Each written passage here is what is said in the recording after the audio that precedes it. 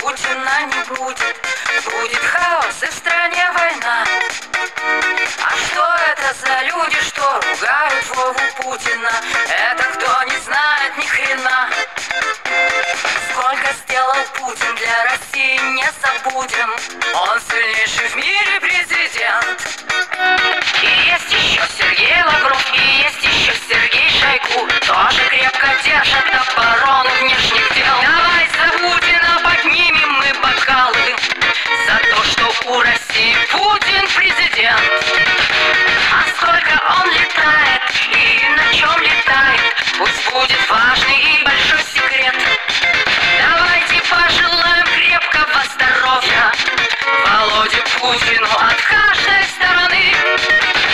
Пока ругает кто-то на диване президента, у нас растет могущество страны. По Первому каналу в Новый год увидим снова Владимира в костюме у Кремля. И согласитесь, ждем, волнуемся немного, когда вещает